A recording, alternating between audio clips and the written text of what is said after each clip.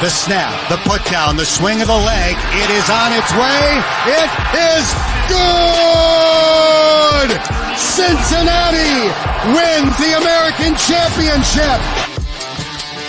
Cincinnati, a 20-point win tonight in Kansas City. Cincinnati is legit. Welcome to the national scene. Wes Miller and the Cincinnati Bearcats with the win. And guess what? The Joe Burrow era is just beginning.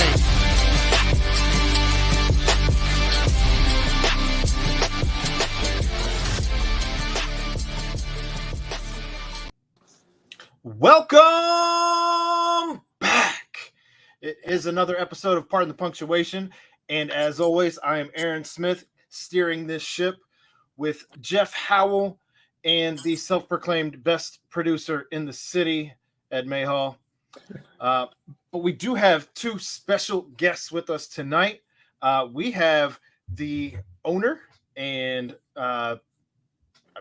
the president of operations. We just want to make sure I got the title correct.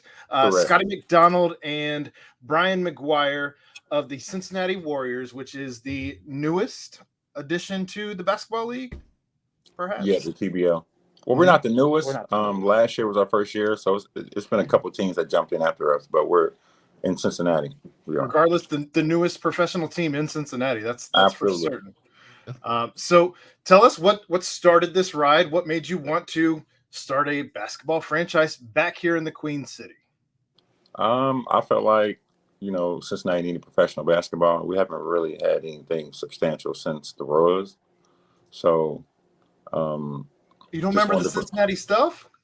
I said substantial. No, I'm sorry. I'm sorry. That's fair. That's fair. So, the TBL is the best league in North America outside the NBA. So, and I don't count the D League because it's like the same thing. So, when it comes to like stature, that's what I kind of mean. But I love the stuff, you guys, all stuff, alumni guys, and past players. I love the stuff. Friend of the show, Mel Levitt. Yeah, my guy. Mel's my guy. He know it. Okay. So you started this last year, and your first season in the league. What was that like as the owner of a franchise in Cincinnati that's been a little hungry for a basketball team back in the Queen City? Whirlwind. It was cool. It was everything I expected and more. We got pretty good fan support. The business aspect went really well. We had some tremendous talent on the team. Overall, I'm pleased with it for the first year. Absolutely pleased for the first year. What were some of the goals you guys? Go ahead, Jeff. I was just saying, are you guys both like born and raised Cincinnati? Through guys. Born and raised Cincinnati. Born and raised. I actually met this guy when I was like 14 playing AAU basketball, so I've known him for a little bit. All right. So, I was just there. I was playing, but I wasn't really playing. I was just there because I was a body. That was my role too, but not in AAU. That was rec league. Hey, whatever it takes. That's right. You get put in the right places at the right time. I got called up finally. So first season, what was the final record then for your first season? 9-15. Okay.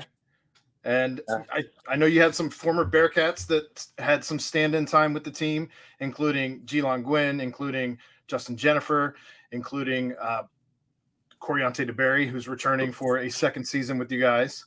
Correct. And I believe, are the Davenports on the team also siblings of Jeremiah?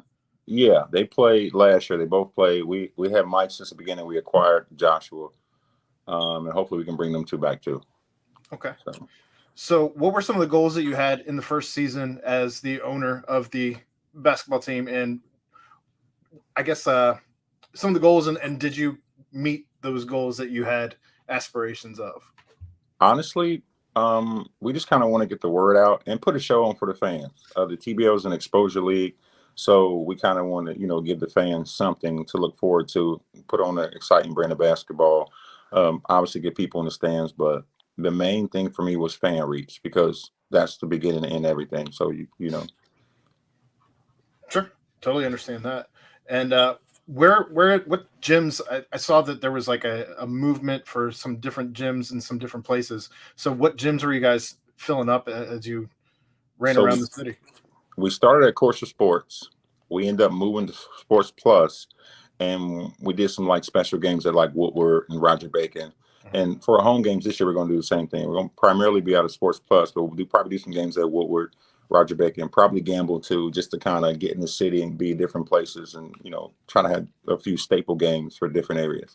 It allows us to bring our brand to the people instead of everybody always have to come to us. Now, as president of operations, Brian, what are your primary roles within the organization? What aren't my primary roles? Anything and everything that you see on the Twitter sphere, Instagram that looks pretty. Website, that's me. This year we've focused heavily on merchandise, so creating T-shirts, fan relations, company relations, anything like that Scott needs help on, because he's wearing two hats. He only got one on, but he's wearing two hats. He's a GM, and he's also the owner, the guy everybody goes to when something goes wrong. When he can't do it, then I have to step in and do that as well. So that's my role. I try to make everything go, so it makes everything easy, so you can actually get like at least 15 minutes of sleep at night. Now, you brought up merchandising, and I have seen that you have partnerships right now. I believe you have several partnerships. Yes. I believe Cincy Shirts is one of them. Yes. What were 513? Was that one? Or no, you had the native brand and Cincy Shirts. Native brand. That's the other one. That's the clothing. Yes. Okay. So we're going to be featured in a native brand. They're going to put some of our stuff in the shop, and we're going to have at least one mannequin in every Cincy shop in Cincinnati. And I believe they have 3. So, nice. Spoiler alert: there will be at least 35 different shirts that you can get for the Cincinnati Warriors at the Cincy Shirts. Okay. So they don't stock the shirts there, but they're made to order. They're made to order. Yeah. Right. Hot fresh tees every single time, like the Bearcat tees. You can go in there and get what you want, your size, your color.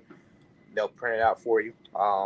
It's part of the reason why our new program that we're going to have this year will be completely user-friendly. So it'll take you can scan a QR code. It'll take you directly to Cincy Shirts, where we're going to have a whole column of shirts there for people to pick from.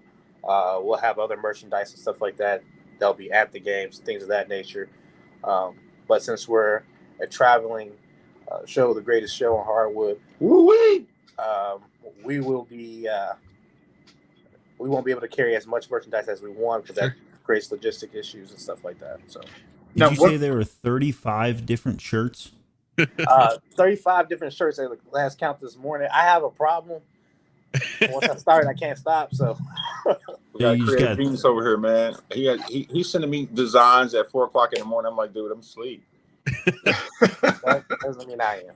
Well, so I saw something that I thought was actually brilliant, and I don't know that I've seen this anywhere, where you can get a customized shirt with the player and number of your choice, rather than just release like, here's 12 shirts for you to choose from, as obviously with in your league in particular, because you have people who potentially could be bouncing around to different leagues, overseas, right. Whatever the case may be. You have the option to continue to evolve these shirts by just simply adding on a name and a number for these shirts to personalize it for your favorite player, as opposed to being stuck with this backlog of shirts that you already had made for getting a discounted price, and now you're just stuck with it. So I thought that was a brilliant marketing move. I appreciate that. It's our the NFL buyback plan for jerseys. Yeah, hell yeah. We can't buy back jerseys. We can't buy back jerseys. So if that's the case, you got a favorite player. For instance, if you like Coriante, if you like Ricardo Maxwell, who else? Mike, whoever. Cairo Cannon. If you want those guys, all you gotta do, tell them at Cincy Shirts or tell us. I'll make sure the file's right. Send it over. You can probably pick it up the next day. Boom. That's pretty cool. Like I said, I don't know that I've seen that anywhere where you can do that. I know, like Jeff last year, he wanted to get an Evan McPherson jersey from the Bengals shop. The Bengals shop was out of blank jerseys because everything went absolutely insane as they made their Super Bowl run, and so he had to order one from China, which was the only place that would actually. That make was the one. middle of the season. It wasn't even like the Super Bowl run. Jeff, if I would have known, we know a guy. We know a guy. I want to know what that jersey looked like coming from China. Yeah, because we know a guy who's got a stack of them in the store right now. All right. It actually looks pretty good because I have one that I bought for Burrow, and then I ordered this one. I'm like, man, we'll see. It's $20. Yeah, right. I may or may not ever see it, but it showed up and it looks legit. That's so cool. I was like, I'm glad I didn't see that little Tyler jersey. Well, let me That tell happened you, to me. my first experience with ordering a jersey like that on eBay way back when, I ordered a Chad Johnson jersey and it showed up with C. Johnson on the back, and it was a Carson Palmer. It was a number 9. So I have a C. I have a C. Johnson. It's been hanging in my closet for 20 years now. A collector's item. Yeah. That actually might be worth something. It is one of one. So, I ordered a Oscar Robinson Bearcats jersey off of one of those sites, and I ordered it in 2X adult. It showed up in 2X youth, so that just sits in the closet. Hey, pin it up, frame it up. Yeah, that's what I'm thinking. I can fit one bicep in it. That's the joke. Yeah. My biceps aren't that big. Right after I said that, I was like, nah, I should clarify. Unreal. So as you go into this new season, how is it going building the roster? Again, I can only imagine the type of difficulties you have as guys are either coming in from overseas or going overseas at some point, potentially during the season, or whatever the case may be with the different leagues going on around the area. Maybe they just decide basketball is just not working out for them at some point during the season. Whatever the case may be, what have some of the difficulties been with the roster that you've gone through? I wouldn't really say difficulties. The more thing is assessing talent, because 70% of the players are different players in different atmospheres. So you can get a guy in practice that's killing it, and then game time he's a different player. So I would just say assessing player, and the league has rules in place where you can change the roster up a little bit if you need to. Okay. So that part's not too difficult, but I would say assessing talent, because you never know till you know. I mean, the TBO basketball stage is pretty big, and I mean it's streamed to 141 countries every game live. So I mean, it takes a certain caliber of athlete to show up every night. Making shots or missing shots just to show up.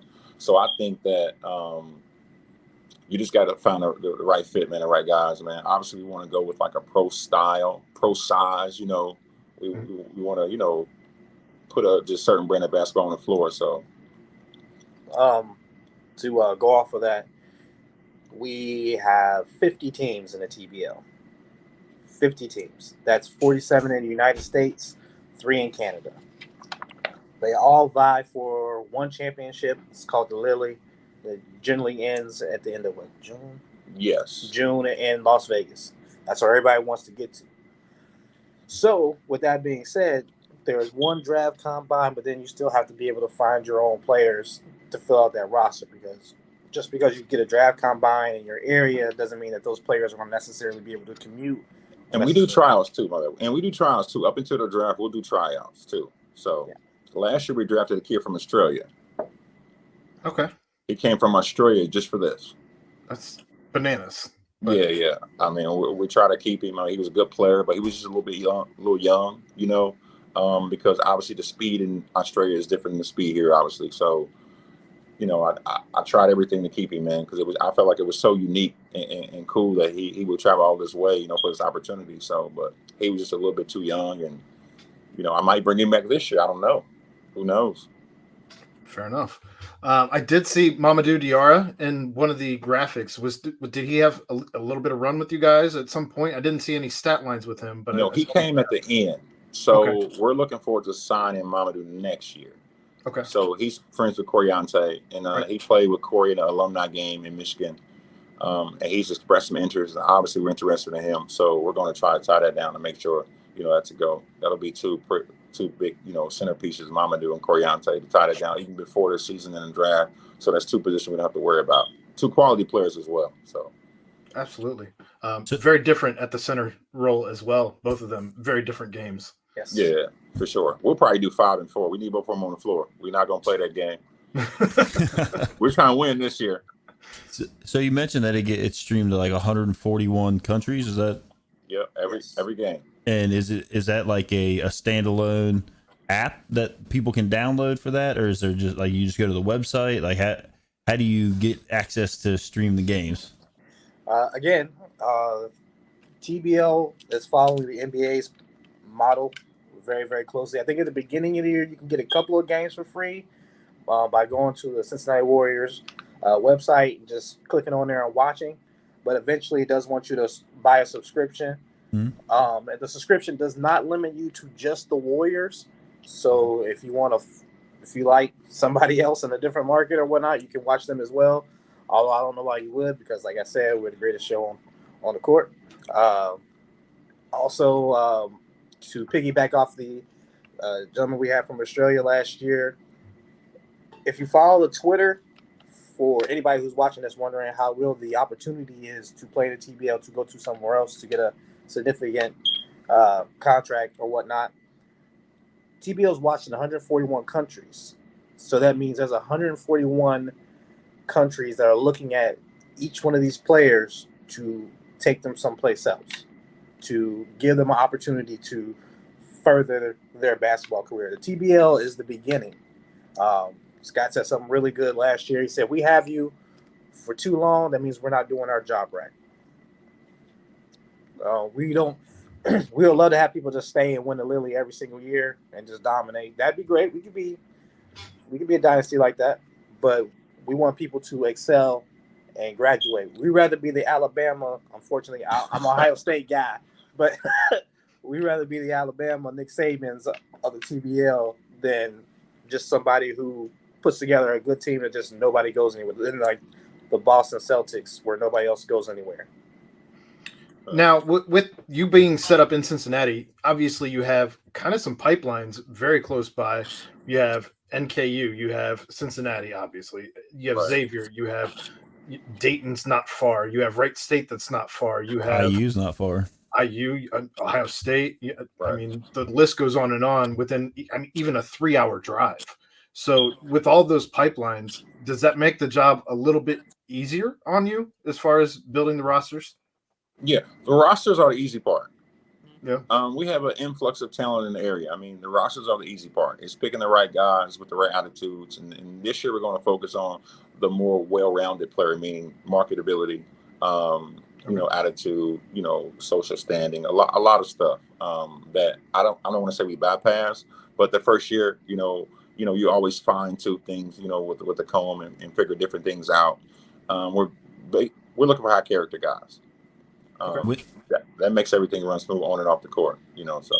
And when does that process start as far as like putting together tryouts and pushing that kind of information out that there's going to be a tryout here? Like, if you think you're the guy for this. Our first tryout for next season is September 10th and 11th at Sports Plus, 11 a.m. both days. So that's our first one. And then obviously we'll probably do a couple more. The TBO draft is in February. So if we're in a good spot, then we'll have every roster spot fulfilled before the draft, and that would just be extra, just be garnished for us. We don't want to depend on the draft, although we may have to. You never know. But talent-wise in this area and all the people that's reached out all over the world, I'm confident that we'll have a strong roster this year. How big of a roster do they allow you to carry? 12. Yeah, so you carry 12. And then what is it? How does that work? Like, I guess as if some guys get picked up somewhere, move on. Peace. Right. Peace. We're a stepping stone league, so yeah, we'll just fill the spot, man. Peace. Nobody needs to buy out a contract or anything like that. It just, not for my team. I don't know how everybody else does, but you get opportunity, take your opportunity, go. That's the whole point of it.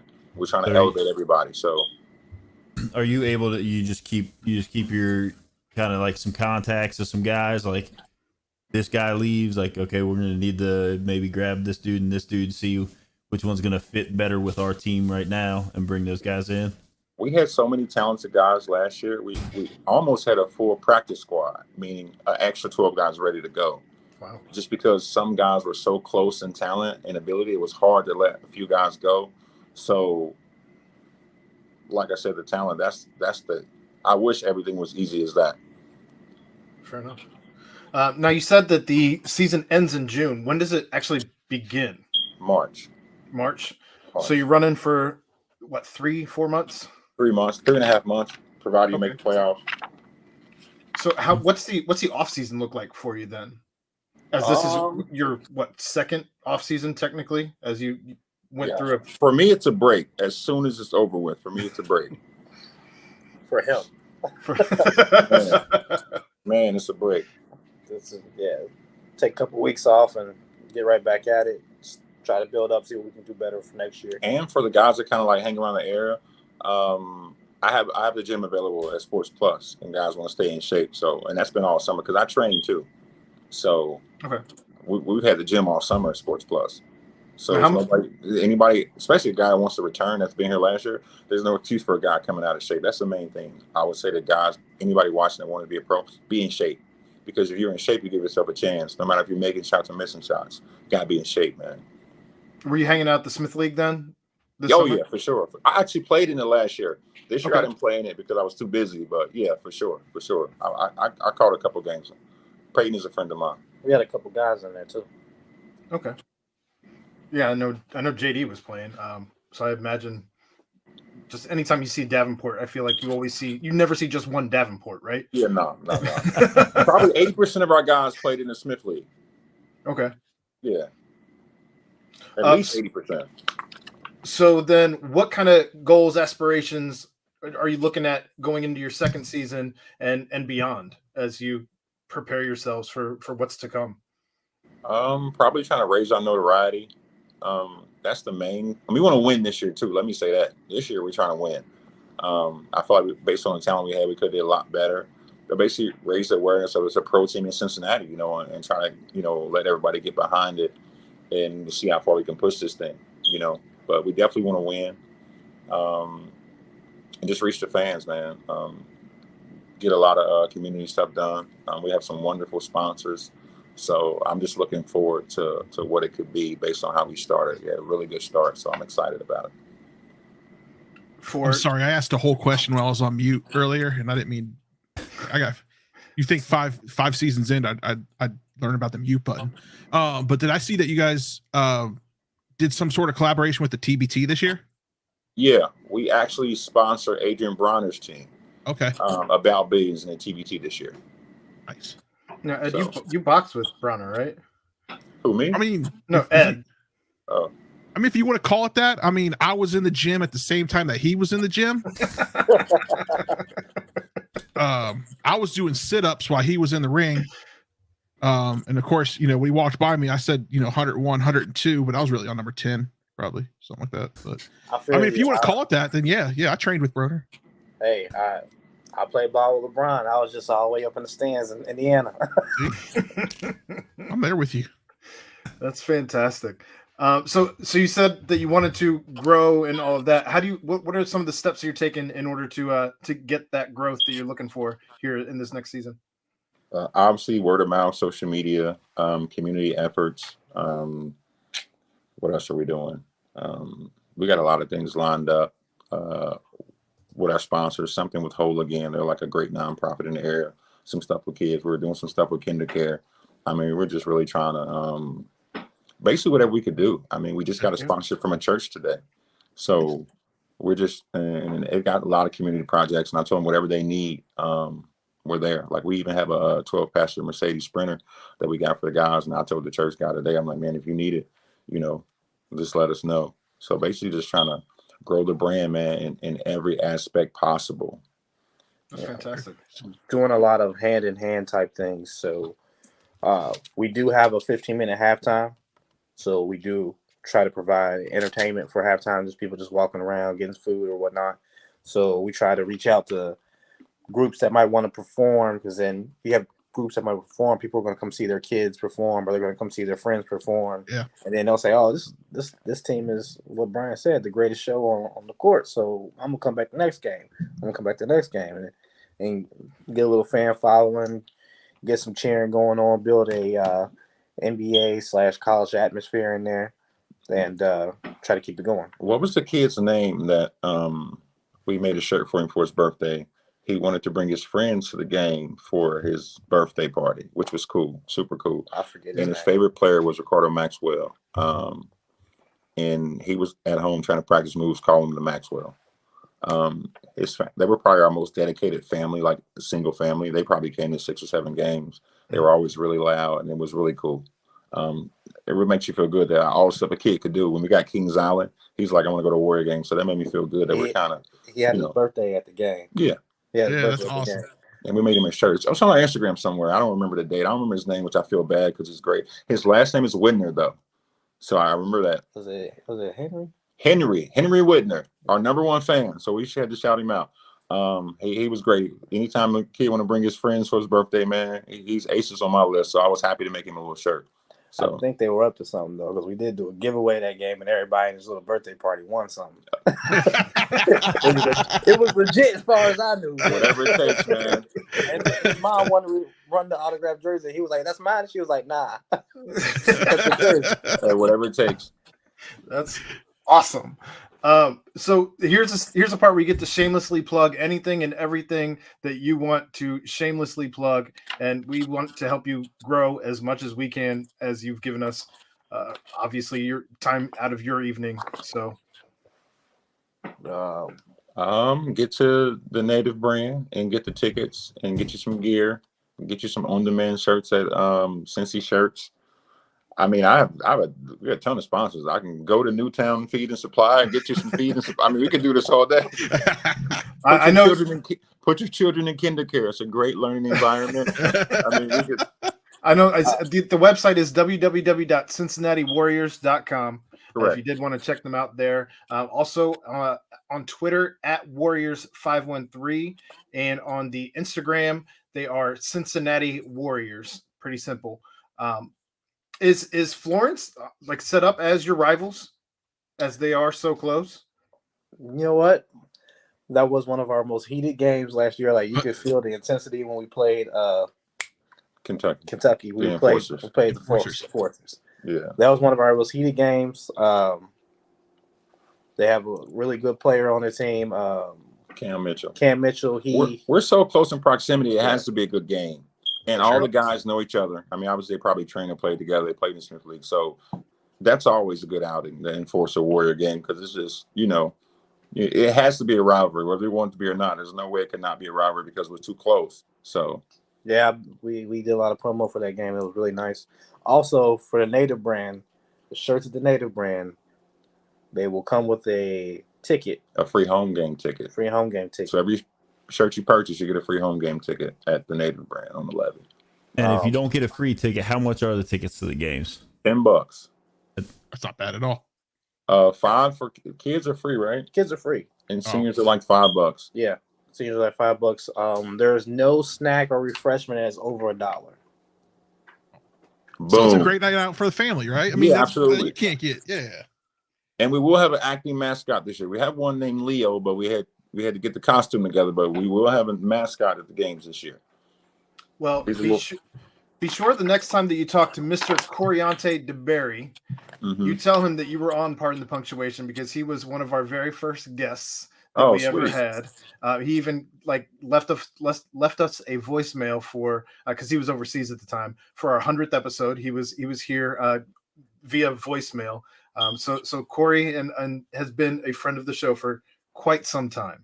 Okay, that's crushed dope. My hand. Corey's a good guy, man. He's a good guy. The best. He crushed my hand when I went to go shake his hand one time. I'm sure. Like, my hand's kind of big. He crushed it. It hurt. So, question I meant to ask, Aaron, I don't know if you have it on your list, but how did you guys come up with the Warriors name? I actually came up with the name. I wanted something, I don't know, that would stand out, that was catchy. I'm a fan of 300. We almost were the Cincinnati Spartans, but I didn't like how that sounded, but Cincinnati Warriors. I mean, the Warrior name got good notoriety because of Golden State. You know why not? So, the colorway is dope. I appreciate it. He made the logo. Oh, yeah. This guy, man. Set it nice. off. The colorway is dope. I'm always here for all the aqua. Give me all the aqua. I love it. Yeah. Hey, then you're gonna love the shirts that's coming out this year. And you want your product to be aesthetically pleasing too, so people are not just getting it because of protein. It's like you don't want something that looks kind of sweet, like, oh, that's dope. You know, you want somebody to want to wear it. Yeah, sure. Yep. So, all right, fellas. Any last words before we get you out of here? Then. I guess shout out to the whole organization, all our sponsors, everybody that's rooting for us. Shout out to Richard, my co-owner. I guess that's it. And all the players, past, present, future. Let's go, Cincinnati Warriors. If you're looking to try out for the Warriors, follow our Instagram page, DM it, goes directly to this guy. Follow the Twitter. If you have any questions, you can't get a hold of him. I kind of handle the Twitter. So always check on there. We are a real basketball team, real basketball league, real pros. We'll get a check. So That's key. That's important. That is a key. Paid to play. If you're gonna play to play, you might as well win, right? Absolutely. Hey, why not? Because once the season keeps going, keep the season going, the checks keep coming. You guys got any room for like a 300-pound power forward who might pass out halfway through the court? I have a security shirt Absolutely. with your name on it. Absolutely. All right, security. All right, I'm there for it. I feel like you might bring a sense of notoriety to the team, so come on out. All you do is foul some people. That's basically what I'm good at. Yeah, foul There's people. people getting paid millions of dollars to foul people, so why not? Frank Bukowski. You can be there. What's the dude down in Miami? The enforcer down in Miami. Udonis Haslem. Yeah, Udonis Haslem of the Cincinnati Warriors. Oh my God! Thank you very much, gentlemen. We appreciate your time this evening. Good luck this next season, and figuring out what else you got to figure out between now and you said March, right? So I appreciate it. Thank you very, very much. I appreciate it. Hope to see you guys at the games. Come check us out. Yeah, come check us out, man. Absolutely. VIP passes. we will see what we can do with that. So All the $1 refreshments you want in your life. all right, thanks again, guys. All right, See you appreciate guys. it. All right, thanks, guys. Appreciate it. See you guys. Thanks.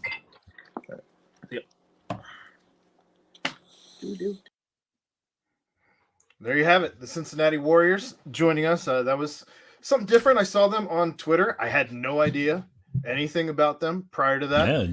And I didn't even know that the basketball league was like that was like a thing. A thing. I read about them last And there's year. 50 teams. Yeah, 50 teams.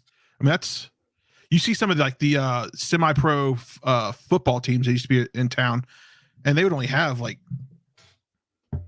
five or six teams in the league, and someone would drop out halfway through. These guys got 50 teams, so they're set, they're established. So that's good when you're going into a league. I mean, there's six divisions.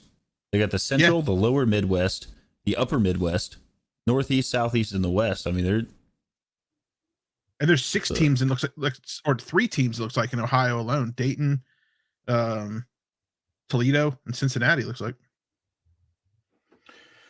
I don't know. If you're looking for something right now, I feel like everybody's cutting corners to try and spend less money wherever they can. And if you're looking to figure out something to do with the kids, the family, what have you, want to take in a sporting event, I can't think of honestly a better. I mean, if you you think bang for your buck. Yeah. $10 for a ticket, or go buy a T-shirt, get a free ticket. Your kids get in free. Refreshments, nothing more than a $1.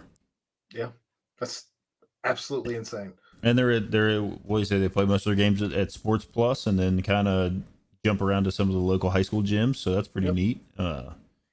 Ed might be there as a security guy. So yeah, Ed might run security for him. You never know. Yeah, see that? Ed ain't trying to be an affiliate. That's right. That's right. I got a new cutoff hoodie, by the way. So it still looks green.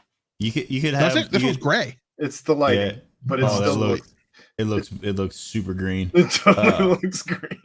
You could have. Hey, you could even have. Michelle could do like one of them like cricket designs, and put security on the back. That's right. That could be my name. That could be my nickname. Ed Security, Mayhall. So I know we normally only cover very well. the Bearcats, the Bengals, the Reds here in this space, but again, it was something different. And I didn't know anything about it, and I wanted to know about it. Their Instagram does have quite a following already, as they have something like 3,200 people already following them there. So yeah, 3,000. Yep. And they're, you know what? We pride ourselves on covering Cincinnati sports here. Correct. And so they're a local team. They're a pro team. If they were playing in Norwood, we wouldn't be able to report on them. Yeah, you know, if they were the Norwood Warriors, that would be the end of it. Yep. You know, sorry about your luck. Change your name to Cincinnati. Unfortunately. Now we do have to cover. There is a team that we don't cover a lot here. We do give them kind of a little talk. Aaron, there's the FC Cincinnati Lions. What are they, Ed? Are you talking about FC Cincinnati? Yeah, they got like lions, or are they? I mean, their mascot is a FC lion. Midcinnati? FC Midcinnati. Yeah, okay. I know Look, that. I know what you guys are gonna do here. But you guys don't know anything about soccer. That was an offsides. That game should have been won 2-1. Ed, what did the final box score say, Ed? It's tied, but you still get a point. So a point is better than no points. We've talked about it more than enough. So moving on. I do want to say one last thing about it. Going back to last night's show, the BBP, where Mo Egger was on, and he was talking about he went to a bachelor party, and they had a Queen City parlay, and the Reds won. Oh, I heard this story. And the Bengals preseason won. And if you're a betting man, you should have bet on the tie, because they do that more than anything. And they didn't. FC Midcinnati ties again and ruins their perfect Queen City parlay. Way to go. Did you say one of the guys just sitting there looking at his phone? He looked over and he was like, just looked horribly sick to his stomach, and he like, they did it again, didn't they? And it was like the last like. It's not fair, guys. That was an offsides call. They didn't call the offsides. It was offsides. To be fair, thank you, Jeff. Geoff. To be fair, Jeff was defending FC for awful officiating. Thank you for pointing that out. Put that guy in timeout. No, he stays. He's good. I did think. I mean, when you've got like, there's nothing else. There was nothing else to watch. So I did flip it on right at that moment, and the announcers were going crazy about it. But you know, you have to just defer to those who know more, and the officials and the VAR people, they seem to know more. They had a different checkpoint, and that's what they looked at. Have you seen the picture? And it's at an angle. It's at an angle. I just learned what offsides was last year, and that was completely offsides. I still might not know what offsides is, but I checked with my son, and he told me that was offsides. Did you see the conspiracies that are running around now about how the MLS is in cahoots with Columbus because of tweets that they're liking that were maybe not talking so highly of Pat Noonan, and just some different. I don't know how our. I mean, from what I see on the Twitter sphere, I don't know how the head coach for FC even gets a paycheck, because it seems like every week. Not because he's bad. I'm saying because his entire paycheck is going to fines, because it seems like every week he's bashing the officials. He did try to fight an official or a coach. I can't remember which one it was earlier this year. I'm here for that. I'm here for that.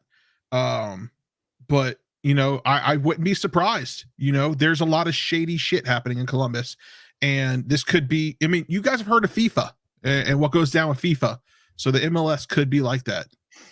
I mean, it just seems to me that somehow, FC Cincinnati has like CB Buckner and Angel Hernandez in soccer official form out there officiating their matches. So, I mean, I could bring up what happened at the Austin, Texas game earlier this week. Probably too much time on. I do want to give a shout out though. to the Loveland Storm B13 team for winning their tournament this weekend. The party on the pitch. They played in the gold division, which is the upper division. They've jumped up to Division 1 this year, and they came out 3 wins, 1 loss. Took home not hardware, but a t-shirt. Apparently we don't give hardware. But shout out to them. Played hard. All right. Dwight's over here in the chat. Apparently he's a big Kentucky Enforcers fan. He wants us to follow a real pro basketball team. That's Kentucky. We're sticking in Cincinnati over here, Dwight. We do stay to Cincinnati. Yeah. Sorry, pal. Also in defense, Geoff over here does say that soccer does have the worst refs in all of baseball. I mean, in all of sports, they're worse than baseball. I should just read the quote verbatim. And then also don't watch MLS for real. Oh, okay. But apparently other teams have been responding with. I just want to say it looks like the Enforcers literally do have a rival. Dwight is not giving this up. Dwight is not giving up. He is going down swinging. The Enforcers have crashed the feed. the Enforcers v Warriors. Did you go to the Enforcers Warriors game, Dwight? We did put out that we were going to have guys from the Cincinnati Warriors on. So maybe you had we saw Arkansas in the Bearcats. The Bearcat Bounce podcast last night. And that's cool. Hey, we're here to take all the heat. It's fine. I wish we get Arkansas. We got the Warriors backs. I'm going to get a shirt 100%. I'm absolutely going to get a shirt. Ticket be damned. If I can go to a game, cool. I live 2.5 hours away, so it's a little harder. But again, I think that colorway is fantastic. So we're okay. Do you play for the Enforcers then? Dwight said, for those of you who are listening, Dwight said, "I'm going to do it if you weren't." Well done. Yeah, I'm not bashing them. Those are my dudes. We're just in the same league, and we played them this year. I got you. He does play for them, and he does play for them. All right, then. There you go. Right. It all makes more sense now. It makes way more sense. I think Eric Hicks used to play for the Enforcers as well, like in their early years. There were a couple, at least one, if not 2 or 3 guys from the Enforcers on the Bearcat Jam first edition of the TBT team. The guy from Xavier was Robertson. I don't recall. Jeff Robertson? Maybe. I think that was it. Yeah, he was on the Enforcers. Robinson, maybe it was Robinson. I don't know. He's a Xavier guy. Oh, man. Did you play for Xavier, Dwight? Jeff Robinson. There it is. Robinson. That's what I thought. Yeah. You said Robertson. I said. Did I said Robinson. I'm sorry. All right. All right. So anyway, Norwood. The Reds, the Reds, they with my brother Greg.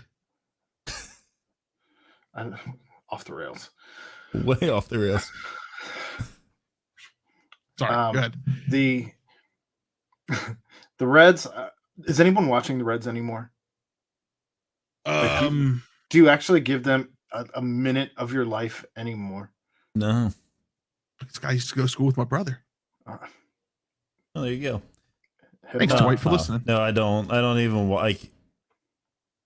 It's so sad.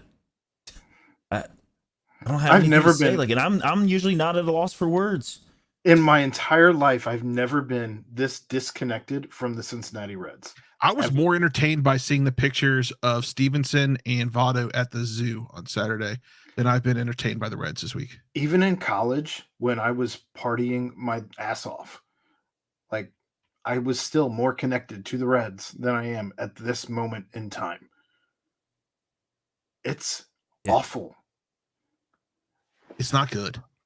And I know, like, I mean, the excitement of, like, I think, like, the excitement of, like, they kind of were, you know, after that awful start, they were playing 500 baseball, which was kind of neat, obviously. But then we all knew that wasn't going to last because the trade deadline was they were doing what they needed to do, which was move guys on that they could get some value for. And, you know, none of us have said they didn't get value because if you look at the minor leagues, those guys are playing extremely well. Look at what Brandon Drury is doing right now in San Diego. It's not good. If you look at Mally's already injured. Not good. I mean, I don't know that, Luis Castillo is the only guy that we're all like, that sucks. So you had to get rid of him. I think. I don't know that anybody else. I mean, Tommy Pham, he's, I'm sure, doing some things in Boston, but he was not going to be here past this season either. I don't know that there's anybody else that you're really kind of wishing, hoping that they were still here. No, I mean, they fleeced a lot of teams at the deadline, and that's what you got to do. And it just sucks that, like, yeah, I mean, obviously we're all Reds fans. We're gonna be Reds fans forever. Like, it would be ridiculous something ridiculous would have to happen. I think want to buy Barry Larkin jersey. Stop being Reds fans. It's just at some point during a season like this, like, it's easier to write it off because we have very exciting things on the horizon that we've all been looking forward to for a while now, and we're not rooting for a team that's in any sort of contention. The Reds just aren't. We have a football team at the college level that is very good, and we have a football team at the professional level that is also very good, and deserves our attention more so than the end of whatever the Reds are going to do with bringing people up in September. Maybe if they bring a couple of those guys up, like if there's a couple guys that come up that you're like, oh yeah, like if they're going to mess with whatever they can to make sure that they don't end up giving anybody any type of time up here if it can potentially affect their time, like starting the clock. They're going to manipulate their time. Yeah, I mean, I don't know all the ins and outs of that, so I'm like not smart enough for that. That's the same thing that what's his face accused them of. I think of his name right now. Well, injury prone guy.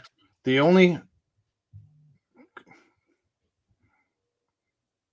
injury prone guy. Can't think of his name right now. Senzel? Yeah, that's what they accused him of, right? The Senzel accused the Reds of not bringing him up because of the contract thing. Every player that wants to, break through right now is going to accuse their team of manipulating that time, which all the teams do it. So, sure. The only other thing I want to talk about with baseball before we get off of baseball for this week. What do you guys think of the minor league trying to unionize with the major league? I'm here for it. Yes. I've had it. Those guys probably, I mean, I think if you talk to anybody that's in the major leagues, any player that's there, like those guys, I mean, they put in the same, if not more effort, at least as far as like what they've got to go through. I mean, those dudes aren't making a ton of money. They're making very little money. And a lot of times they're living with host families and, which is crazy. Traveling to games cramped in buses. It's not a life of luxury being a minor league baseball player. Absolutely not.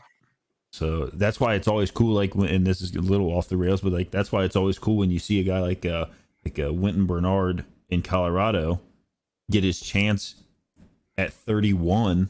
Yeah. To come up, and I know this happened a few weeks ago, but I'm going to bring it back up because it's cool. He comes up at 31, he gets an infield hit, he steals a base, he scores a run. Like, I don't know if they sent him back down. I haven't followed anything with it, but like you see those moments and like. Well, and then he stayed after the game and signed every single autograph for every single person who was waiting.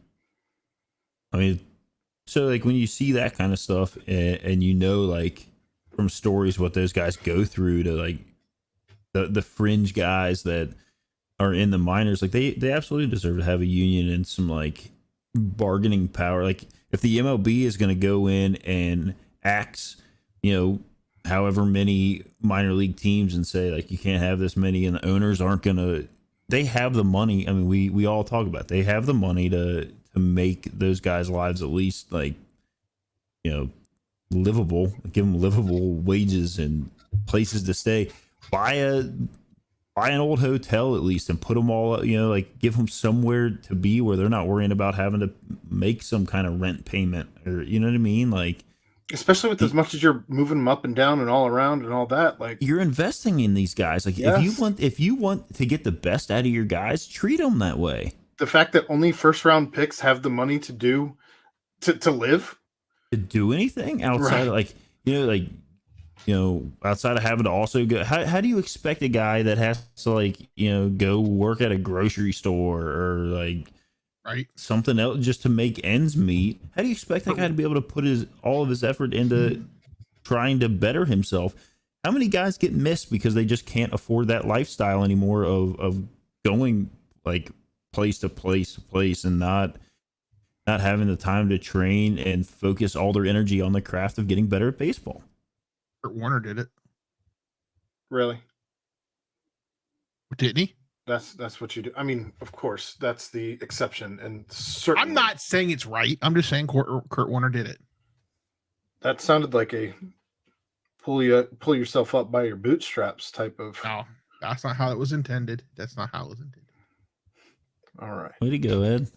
Elitist baseball mind, Ed. Oh wait a minute, I have another baseball related thing. I'm gonna fire off here real quick. Is it about the video that Caleb posted? No, this is it. I mean, maybe, I don't know. Adults at baseball games. Bingo. Ed, run the music. Just run it now. This is not fair. Like a damn bum, you know that? Bum. A bum. You are a bum. You're a bum. And that's all you'll ever be. A bum. Well, that hurts, man. A mid-show bum of the week, huh? I wanted to wait until the end of the show, but he sent me a text message about 5 minutes ago saying make sure you have the bum thing ready. I won't fire off his name. I'll give you that glory. I'm just saying. I just wanted the name. That's fine. Zach Campbell, bum of the week. That guy sucks. I don't should be banned from Great American Ballpark. I don't think adults should be allowed at games with gloves. You suck. Here's the thing. You shouldn't carry a glove into a game anyways. You shouldn't be allowed to run around into other sections trying to shag balls from people who paid for those seats. Correct. Which is what he does. He looks at the spray charts and the graphs, and he's got younger kids now that are in college, not looking at anyone in particular, Caleb. But is Caleb working for him? No, he's not working for him. He's doing the same thing. Trying to read spray charts and run to those parts of the ballpark, which, sure, you can do that right now at Great American because no one's there. What's going there? But if they actually were good and some snot-nosed kid from college is running into my section who hasn't been near me the entire game, I'm elbowing that kid in the face to get a ball. There's a fight. I don't understand. There's a fight, and I think legally you're allowed to knock that guy out. I think judicially, I don't know. I think when I run for mayor, you're giving Ed. I think you're giving bad advice right now. I worked in an attorney's office for 5 years. I think. Okay, when I run for mayor, I'm running on that platform. Don't hire that. Don't hire that attorney. Is what I'm saying right now. I just think it's when I run for mayor, I'm running on that platform. Yeah, are you there to enjoy baseball? Or are you there to try and get his? I'm there to just try and get as many baseballs as I can get. And I'm giving them to kids. Have you ever seen that episode the opportunity of Jokers? To catch it or to chase the ball down and get it? You know what I mean? And then when it's a milestone home run, I tweeted earlier today. It actually might have been last night. I can't remember now. There's a guy that got called up very recently in the last week for Milwaukee, Garrett Mitchell. And he had his first game, maybe it was his first game he started. He had a hit that, a 2-run double or something, whatever. But last night he hit a game tying 2-run home run. And from the video where the ball was headed, there were 2 kids that were fairly close to where the ball was going to land. And they started moving towards it, and on the left side of the screen there came a streaking individual in a bright yellow shirt, and he leaned over the rail and caught it, and he's screaming and going crazy. And somebody was like, "Man, that dude reminds me of Hampel." And I was like, "Well, he certainly looks like he's cut out of the same mold." And I guess one of his somebody that actually knows the guy personally was like, I know him. He's got his Twitter handle is like Ball Hawk something or another. He's like, I know that guy. Like, he's actually really good. He gives all the balls to like kids and stuff. I'm like, yeah, well, where's the excitement? Like, where's the excitement in that? If I had a chance to like catch a ball and like, you know, somebody moved over into the area and dove and caught, I think it takes away like most of the experience. I think if you're not catching it yourself or at least chasing it down. Maybe this is another Jeff get off my lawn kind of moment. But no, I agree with the Colorado. I agree with the Colorado security guy who's like, you don't have a ticket for this area, get out. F for fan experience. That's not a fan experience. That's a fanboy experience. Like you are an F boy experience. Like get out of here, Zach Campbell, and your stupid rules. Like, did you see there was a minor league baseball team today? Yeah, the Pickles. The Pickles. They tweeted that. And I don't know if they're a minor league team. I don't know if they're a minor league team or if they're like an independent ball team or what. But they basically banned him from their stadium. I retweeted it and I asked the Reds and the Florence Y'alls to ban him from the stadium. Now listen to this. My pops told me this weekend that he retires in like a month. That he is thinking about working down at Great American Ballpark for Reds games next year when he retires, and he's thinking about being an usher, you know, in those seats, you know, telling people, you know, where their tickets are and stuff like that. If you think Miles Mayhall ain't gonna punch that dude in the face if he takes a ball from a little kid, it'll be on the TV. I heard my mom tutored him in high school. I think in high school. Yeah, that's what I heard. Yeah.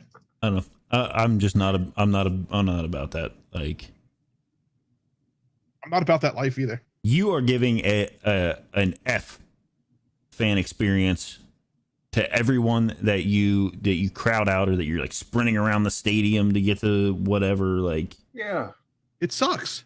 You know, Jeff, taking your kids down there. People aren't at the stadium to watch you like try to move into an area and catch a ball. He's like, nobody's got video of me pushing anybody out of the way. I've been to 2,000 MLB games. Like, you should have put that out in this. Nobody's trying to. There's no way he's only been to 2,000 because he said he's had 10,000 balls. He literally, like, some of those games he's walking out of there with like 10, 12 balls. I mean, some of it's like batting practice stuff, but like. He shouldn't have put that out in the Twitterverse either, because somebody will find a video of him pushing a kid out of the way to get a ball. Well, at the end of his tweet, he said, "Think about it," and one Clay Snowden said, "I'm thinking about it."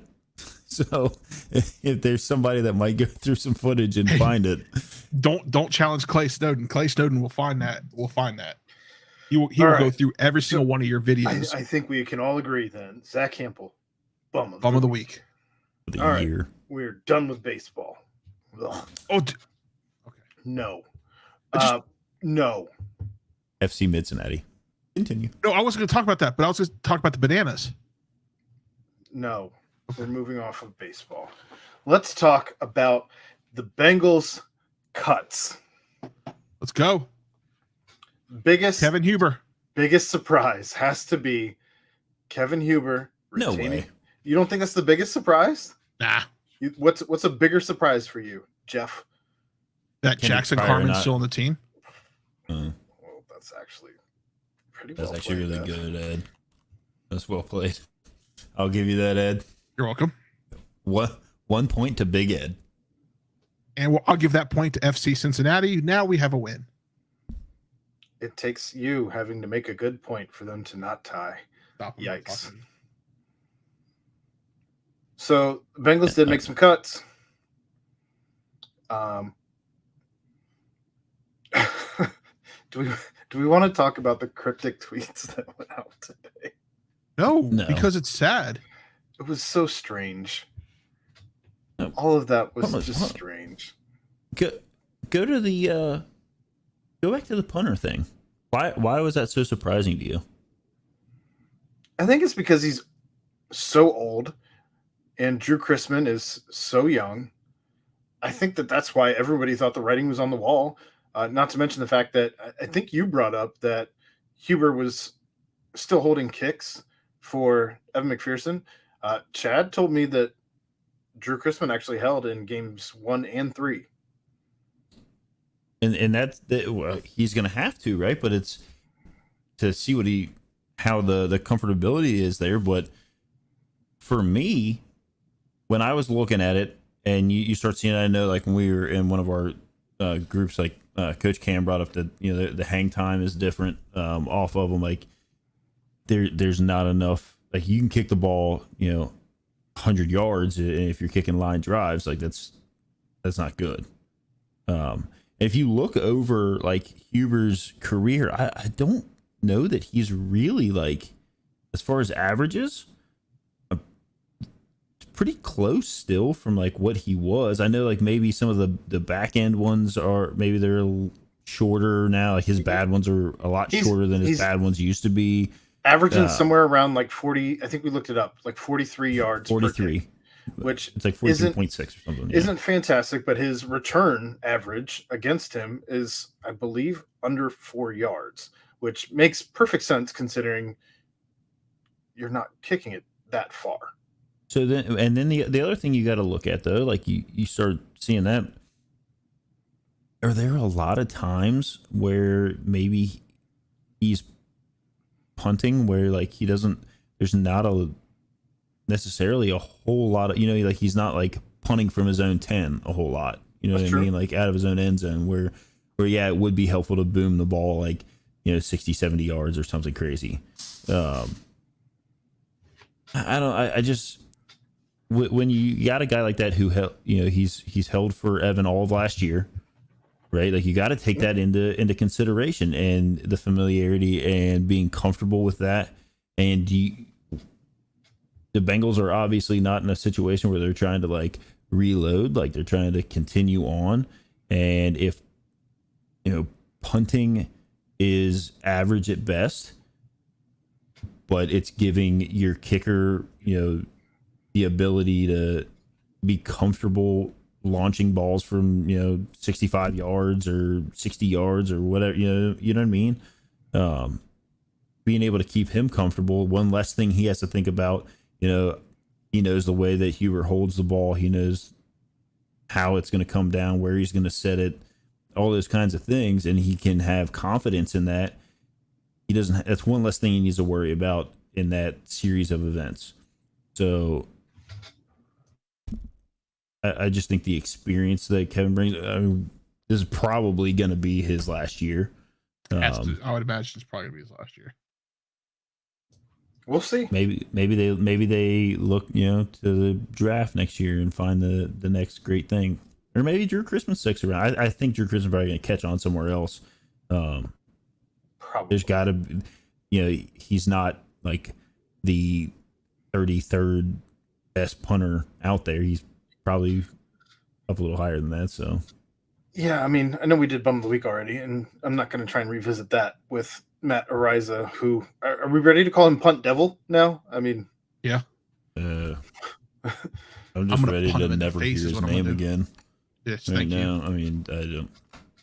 I noticed he wasn't even an option in fantasy football tonight. I wonder if Madden's taken him off already. I'm sure when they update the rosters with cuts and all of that, that might be a thing. In any case, here's some of the other notable names that were cut today to get down to 53. You had Joe Bakke, who ended up linebacker Joe Bakke ended up back on the IR. Trayvon Henderson, safety. Noah Spence, defensive end. Mike Thomas, wide receiver. They were all released to free agency, and the rest of these guys were waived, which puts them on waivers. Drew Chrisman, as we already discussed. Jake Browning, I didn't see anything from him that I really was impressed with. I liked Plitt better, just saying. Yeah. Oh, real quick. I know we're not talking about Reds anymore, but John Sadak just tweeted, tomorrow night, Reds versus Cardinals, Joey Votto in the booth. That might be something I'll listen to. I'm good. Kwame Lassiter, he had a great preseason. He was waived. Thaddeus Moss, Randy Moss's son, the tight end, he was waived. Kendrick Pryor also had a great preseason at wide receiver. He was waived. And defensive tackle from LSU with Joe Burrow, Tyler Shelvin. Those were probably the biggest names that I saw on this list. So do any of those surprise you? I know they kept 12 defensive backs, which is astounding. Huh? And I read somewhere that they're already planning on bringing back Mike Thomas as early as tomorrow. As I think they had to wait for the IR to get cleared before they could bring anybody back that they released or waived. It had to do with waiving him instead of cutting him, I guess. They released him. They released him. They didn't waive him. Because if they had waived him, he would obviously then be on waivers. Had to go through waivers, right? Yeah. Right. So by releasing him, then they can bring him back to the practice squad or whatever. And this says Joe Bocci. I hope I'm saying his last name right because I think I was actually saying it wrong. I don't think it's Bocci. I think it is Bocci. Is something wrong? He is. I thought this said he was going to be on the PUP list. Yeah, that was what I said to lead off things. Is that what you said? I thought you said he was. Waived. Yeah, he did. He did get. I misheard you. He got placed on the IR. Is what I said.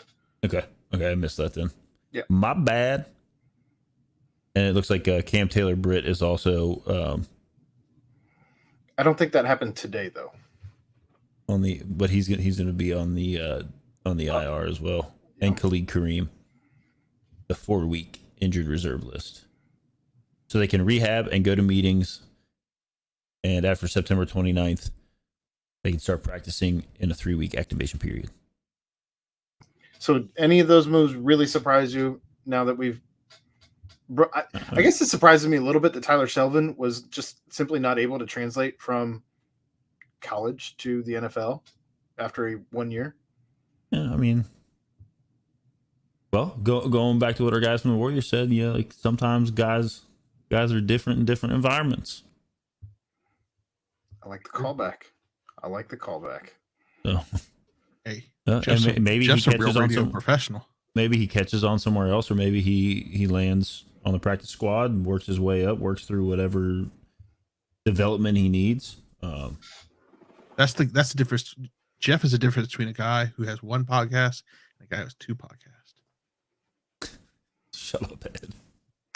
So, I guess we have one Sunday off, and a week from Sunday is Pittsburgh week already. Boo. So, is there any concerns right now with this team as it currently stands that you have going in to play? I think it's a home game. We open at home, I believe, against. I mean, we haven't seen Joe Burrow throw in a while, so. But that was his appendix, not his arm. We'll be fine. Yeah. I guess maybe they're developing that new football so that guys is fake. So that I heard they're developing that one specifically so that Pickett can get his hand around it to throw it. Makes sense. And yeah, I don't know if they're developing a new juju out there with Pickens and his. If I see one more highlight of him like shoving a guy who's in a back pedal, yeah, like I mean, like I guess more power to you if that's what you're gonna do, but like it's not like super impressive, is it? Am I missing something? I think it's kind of a bitch move, personally. Like I don't know. Whatever. Right, I can tell you guys this. What? Parker drafted Najee Harris tonight. Is he sleeping in the backyard? You grounded him? I got really upset. I was a little upset by it, but I was letting him make his choices. I wasn't trying to be that dad. And I said, well, I mean, if we look on the bright side, his quarterback has really small hands, so he's going to be running the ball a lot this year. So TJ Watt got hit with a chop block, and he very well, nobody really knows the timetable on his return. He very well could be out week 1 when the Steelers come to town. Was it one of those cowardly, dirty plays? Yes. I heard it was a dirty play.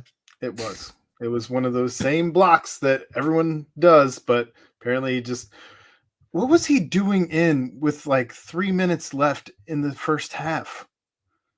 I know that Zach Taylor's caught a little bit of heat for not tackling during practice the entirety of camp and for not running his starters out at all in any of these games. But we also have except for Cordell Volson, who earned his way to the starting lineup. Like, good for him. Earned that. Well done, sir. Absolutely. But I don't think maybe I don't think I'm super nervous about this game. Like, the Bengals favored 6.5. Obviously, we're gonna have to talk about it a little bit more next week as we get into it. So I don't want to get too deep in the weeds on it, but you're favored by 6.5, feeling pretty good. Yeah. I'm just excited to finally see, the guys back on the field in the game that counts. Obviously, the last one we saw in the game that counts didn't end the way we wanted it to. But I think they've obviously got a good thing going. I don't know. I'm just really pumped up. I'm so excited for football to be back on all ends of the spectrum. I mean, high school football around here is good. So like I've caught some of the some games from that, some highlights and some things, and like that's fun to watch. Excited obviously for college football, and which has started kind of. I mean, those guys are the guys that are already playing. They're playing at a level that I never did ever. So I also want to say that I called it last week. Why we shouldn't have joint practices. I need you to stop this calling it shit, by the way. Oh, that's right. Not only did Aaron call that joint practices were a bad idea because fights were going to happen because their coach specifically said that. Like, I told him we got to stay out of fights. Like, all right. And then Aaron's like, the bad idea. And what do we see? Like I think it was the next day.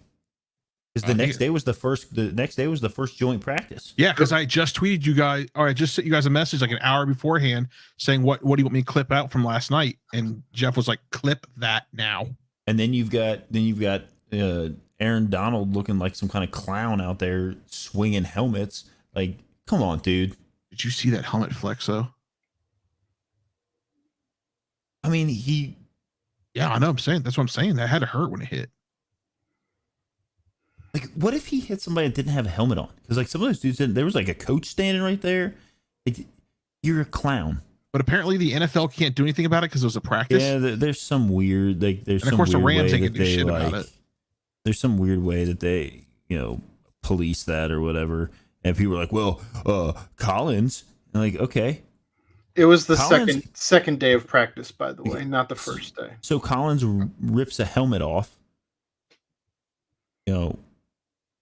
Okay, maybe fine him, whatever you're going to do. Like, he wasn't using it as a weapon from what I could see. Leonard Floyd, yeah. He just ripped his helmet off. And tossed it. Mm-hmm. So, like, you get into some energy there, right? Like, that's some pent-up things. I see it all the way down on my kids, Pony League 9-year-old football team. Sometimes these kids start, pushing back and forth with each other. Nobody's grabbing helmets and swinging it, and I would expect a 9-year-old to like fly off the handle and start swinging helmets before I'd expect a grown man to attack people with helmets. And then he got launched. Ugh. The whole thing, just again, I don't know why we're doing joint practices in the NFL. Clearly, it just leads to bad things. Makes sense. Clearly, it doesn't work. It doesn't work, especially when it's I don't know, the two teams that just matched up in the Super Bowl. Right. Terrible idea. Don't do it again. And I kind of wonder, like, if there was a plan to run like a few series of the starters in that game until that happened, and then they were like, nah, like, we'll just wait. We're good. Like, I mean, we'll never know. Like, they're always gonna say that the plan was like no. Yeah, starters, you just deflect the question and coach talk and blah blah blah. But right. Yeah, that whole situation was completely avoidable by not having joint practice. Stay in LA, as I said. Don't have joint practices in general. Don't have joint practices with the two teams that just matched up in the Super Bowl. None of this makes sense. Yeah, no, I agree. Would agree. And while we're on the topic, hang on, I know where you want to go. We're gonna. I don't think you do. I do, because it's about predicting things, but we'll get there. This isn't a prediction. No, I was going to say one last thing about the Bengals. Okay, go ahead. This is super fast. My thing's about the NFL. What was time out real quick. What was Tyler Eifert's tweet about 2 hours ago, giving the Bengals financial advice? I was busy podcasting 2 hours ago.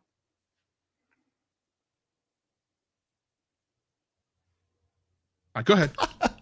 Did you just self-mute without hitting the mute button?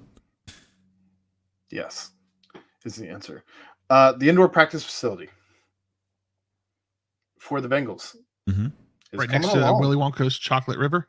It's it's commonly referred to as the Ohio River, but I certainly wouldn't drink out of it. Augustus Bloop. But you call me Augustus? No, that was just telling Augustus, who may or may not any longer be with us, but just don't drink out of it, Augustus. Not you. You're Ed. Ed Mayhall.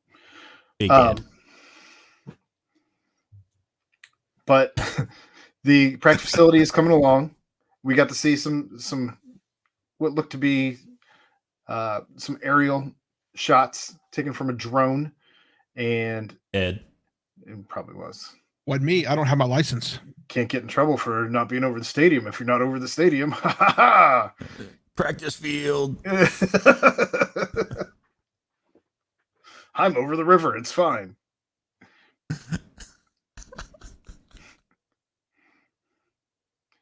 Is the river considered international waters?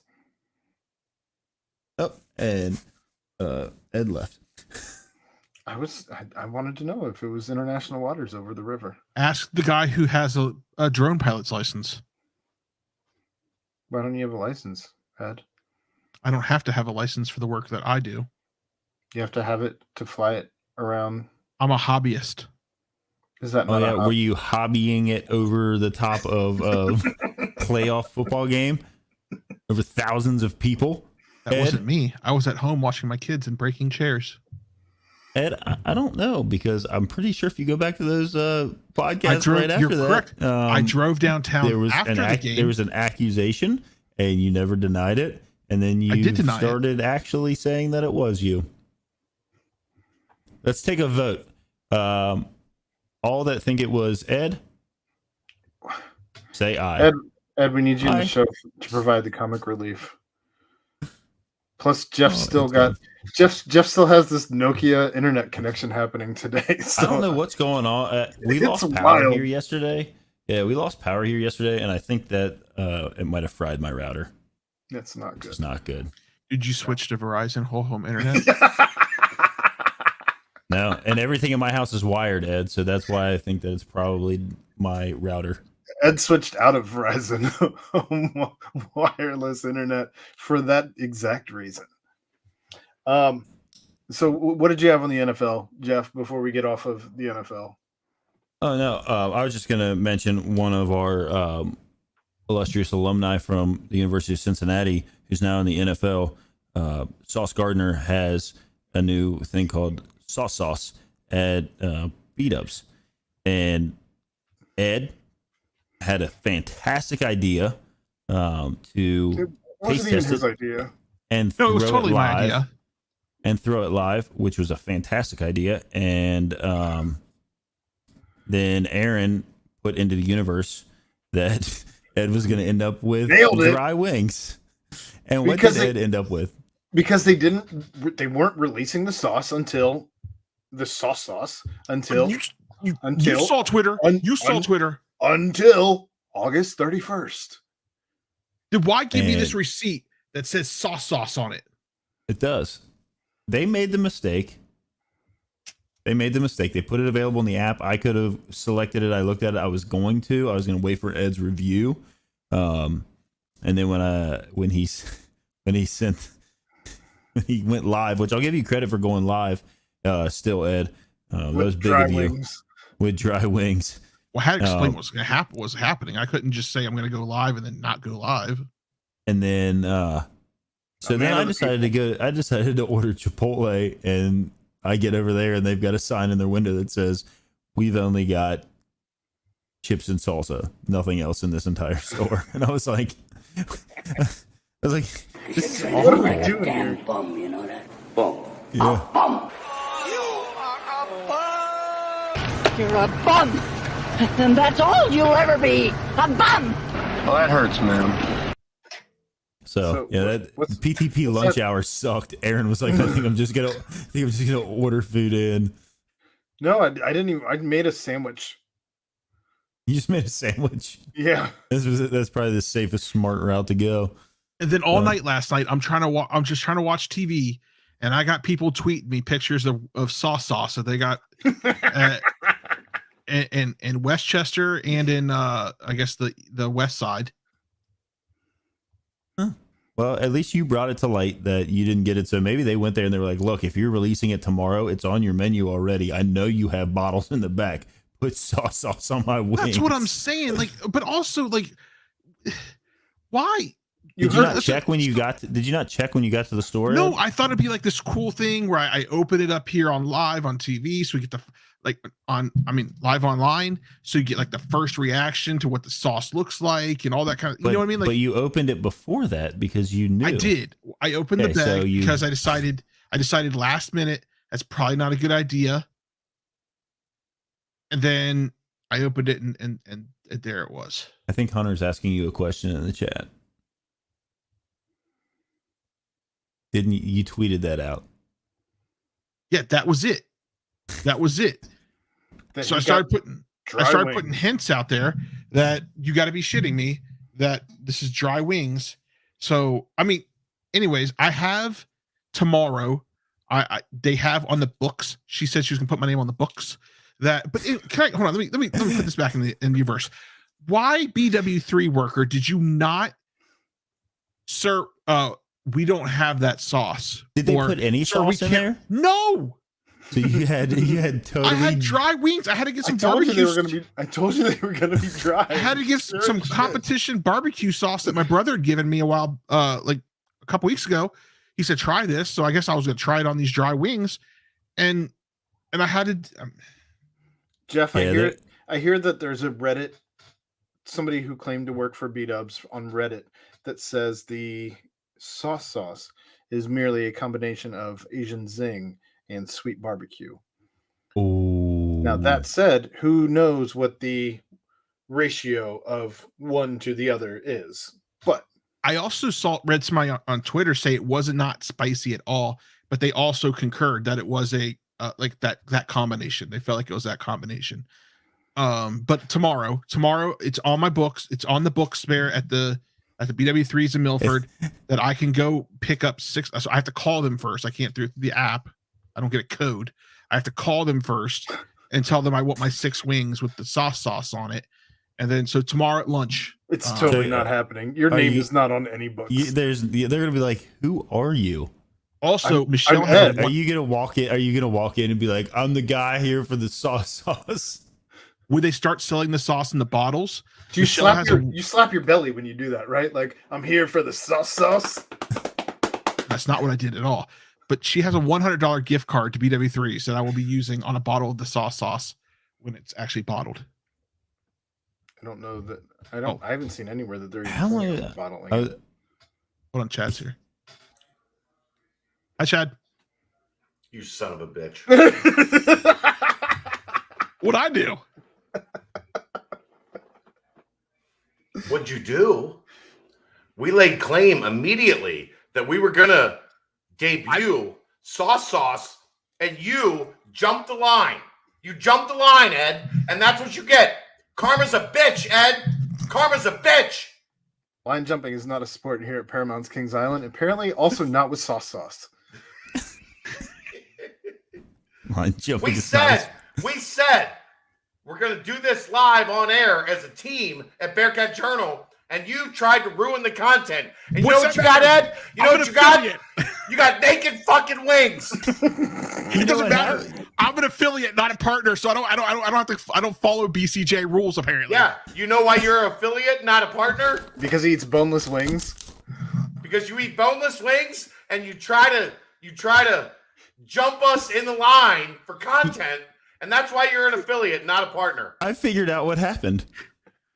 Chad called B-Dubs. B-Dubs. He The guy didn't call that B-Dubs and tell him to make those wings naked?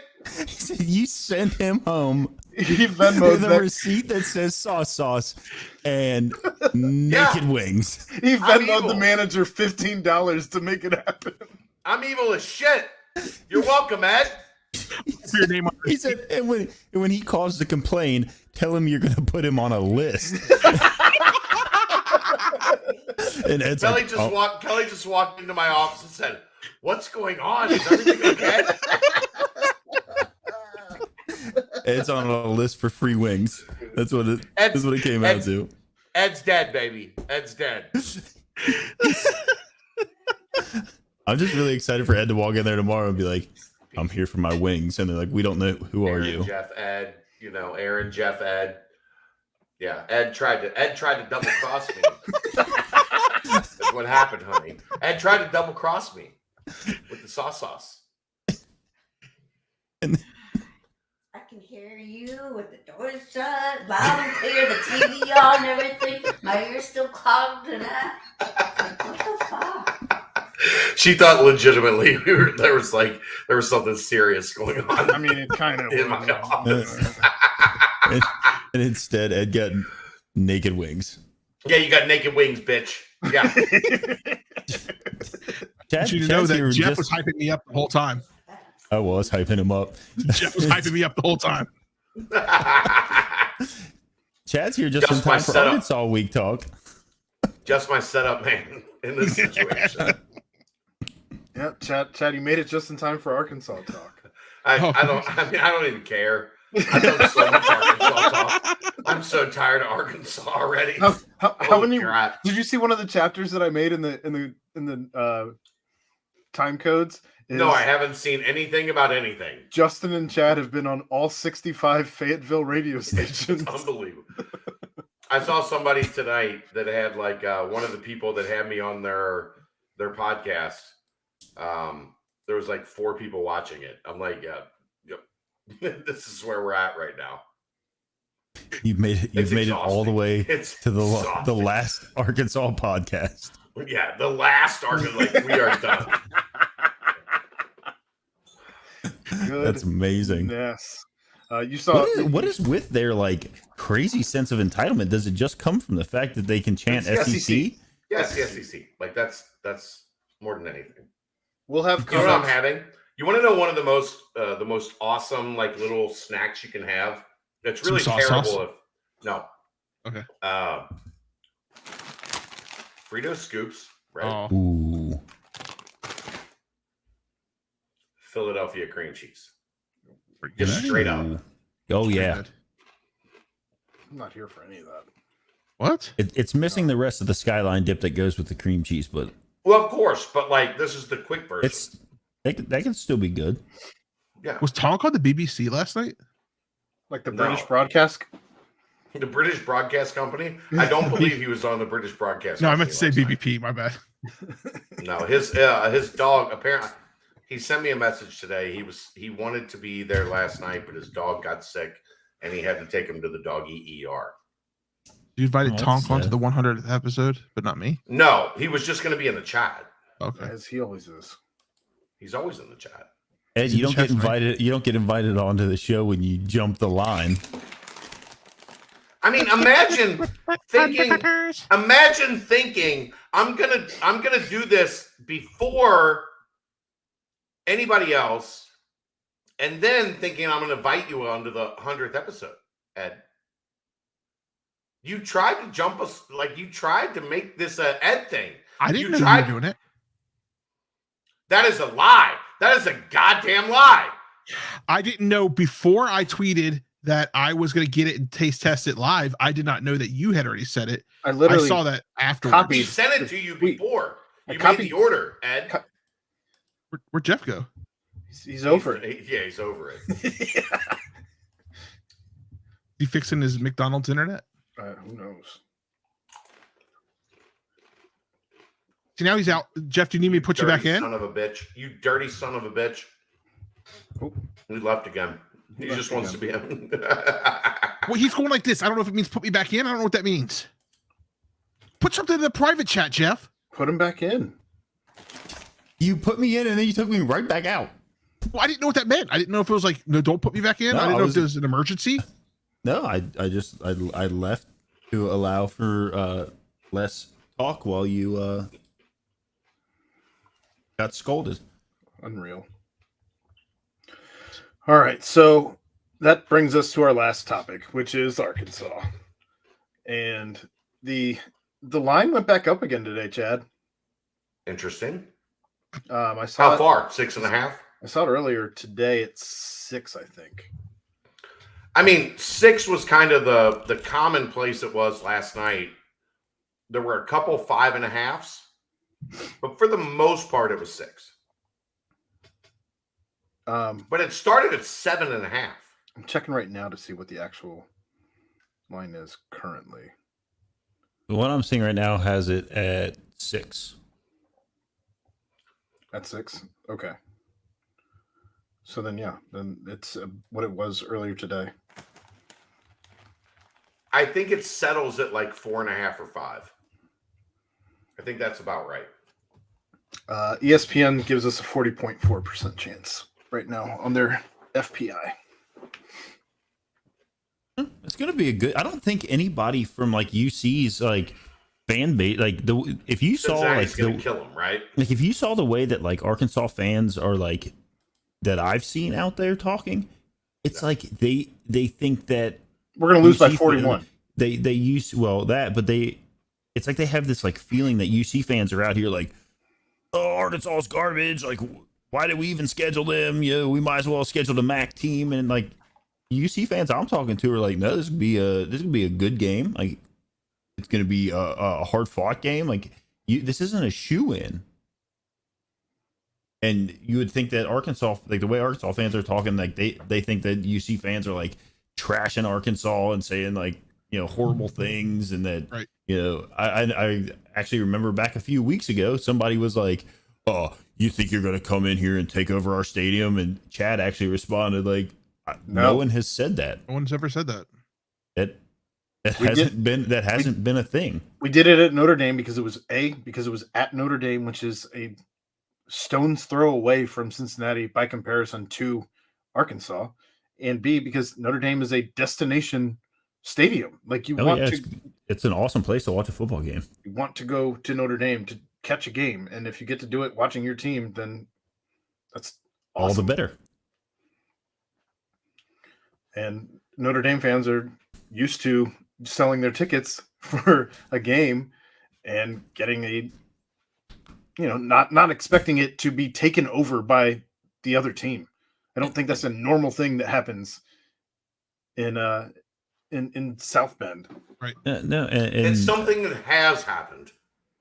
It's not something that regularly happens. Right. I think Georgia a couple years ago was really the last time. And like USC that happened in Notre Dame, and Notre USC Dame used to have like USC used to come in there and have like a pretty big contingent of fans would come in for that game. Jeff, which is crazy because that's from California. Jeff, Chad, buying Notre Dame tickets is an investment, right?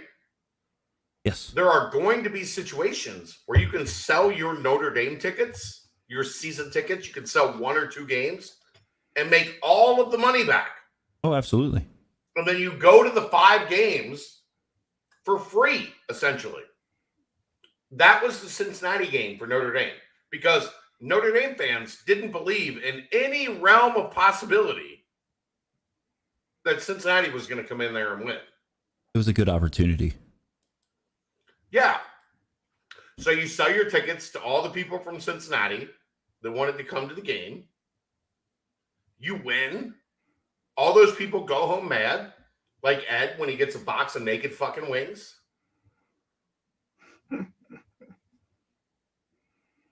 I see you. So, but that's really what that came down to, right? Yeah. No, absolutely. And we filled our area of the stadium there, and it was a very nice red color. And we took, and then our guys handled business. Hunter over in the chat says that is it bad that he's more confident about the Arkansas game than the Notre Dame game? And I would say that I am not. I don't have the same. Confident about the Arkansas game. I don't have that feeling. Just Hunter. Just Hunter. Because the like going into the Notre Dame game, like we knew, and we talk about this all the time. Like, yeah, inside our bubble, we knew what our team was. We knew who our guys were. Like, we knew how they were going to play, and that they were going to go in there, and it was going to be a good game, but they were probably going to win. I think. I mean, I had pretty good confidence that we were going to win at Notre Dame. Against Arkansas, you've got, you're replacing a lot of dudes, and how is that going to turn out? In the Notre Dame game, we knew that they didn't have a quarterback, right? Like Notre Dame at that point in time, early in that season, didn't have a guy that was really good. Like we had Cincinnati had Desmond Ridder. Yep. And they didn't really have an answer for anything in the passing game either. Right. So, of course, Cincinnati was more confident because they had the better quarterback situation. You know who has the better quarterback situation Saturday? Arkansas. How many games did KJ Jefferson's a monster. Yeah. He's a large quarterback. No hefty lefty, but he's a large quarterback. He started every game last year for them. He's 6'4", 250 pounds. He's a dude. Like, he's a problem. It's a good thing Juwan Briggs is like 800 pounds of pure muscle and angry energy coming across there. Who's a better thrower, Dez or Ben? Dez. Have you? Ben. No. Maybe Dez now that he's like. They said that his power is night and day from. Yeah, maybe Dez now he's in year one with the Falcons, but as a college quarterback, Ben, no question. No question. Passing wasn't Dez's thing until last year, really. No. He had his least amount of rushing yards in his career. How many last times year. did we sit here last year, Jeff, and be like, why aren't they running Dez? Yeah. No, we talked about it all the time. I mean, it is what it is. It worked out pretty well. Sure. The plan ended up being great. I just in remember, the moment. I remember like thinking a lot throughout the season, like, and we talked about it, like, are they trying to keep that under wraps until the end of the season against, whoever, like, they're going to all of a sudden now Dez is going to start running wild, and they just never really. They knew they were better off if Dez was taking every snap as their quarterback. Yeah. That's all.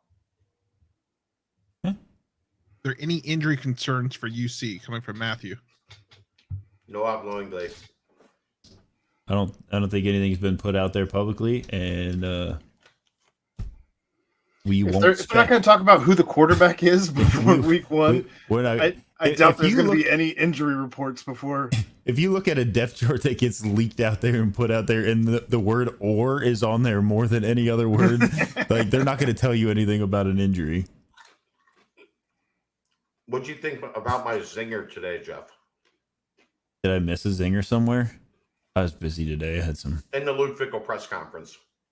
Did you ask him about? Was it you that asked him about the party? Like if he's bringing liquor or not?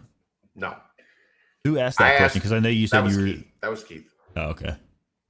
I asked him. I said, "You have stated you want to have a legitimate running back one, but your running back room has enough oars on the depth chart to row a boat." And he looked at me like he wanted to punch me in the face. Success. Nailed it. You just get up and walk out at that point. Like, I'm good. Everybody else in the room was kind of laughing, like Chuck, like holding in a laugh.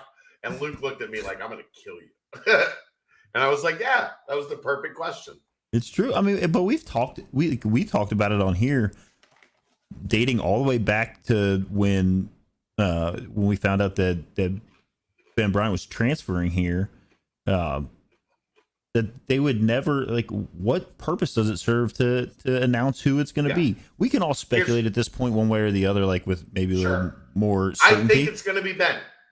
But, and maybe Arkansas does too. But that doesn't mean that they don't have to still plan for the fact that there's another quarterback that has a completely different style that you have to be ready for. So here's what I've said a couple times this week, and I think it's becoming more prevalent in my mind. I think the biggest gap they have to fill from last year, based on what we know, is replacing Jerome Ford. Yeah. I think they have the wide receivers to replace Alec Pierce. Like, is it going to be the same as having Alec Pierce? No. But that wide receiver room is loaded. I think they have enough corners in that room that they're going to be okay defending the pass. How do they create the splash plays? Like Luke Fickell talks a lot about, we had 40 splash plays that resulted in touchdowns or whatever it is from last year. You know how many of those were Jerome Ford just breaking one, running past everybody, and all you saw was Ford on the back of his jersey? Who is that guy? That's somebody's going to have to step up and be that guy. And it's right, especially because we know who Luke Fickell is as a coach, right? He wants to run the ball. He wants to play great defense. They've got a pretty decent linebacking core from what I've been seeing.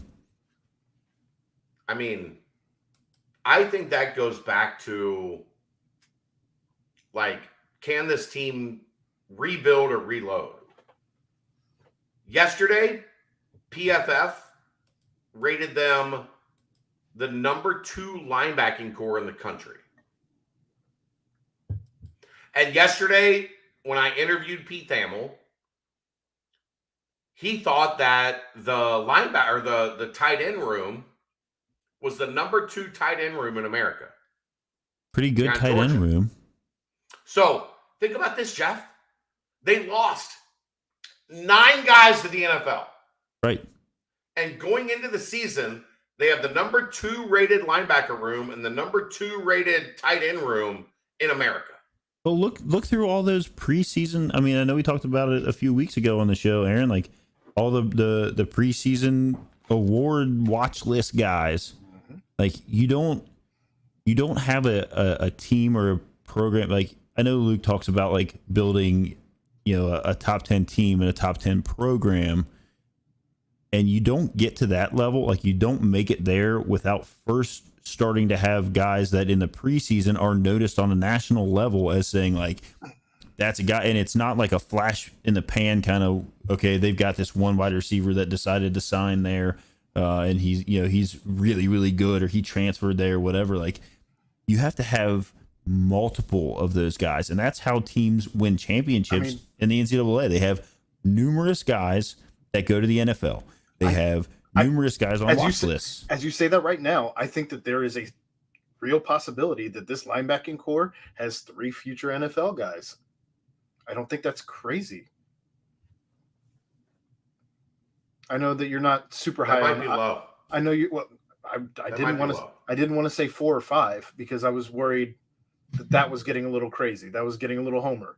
But I think that we probably have 3 guys right now in the linebacking core that could be NFL guys. I think you have 3 guys in the tight end room that could be NFL guys. I think 2 are pretty much a no-brainer. I think Shaman is showing everything that you want to see out of a kid that young that will develop into a guy that you're talking about preparing for an NFL draft. And we've talked about that. That's what you've got to do. You've got to be able to have those kinds of guys on your team and ready to go for guys that are going to start going to the NFL before they graduate their senior year.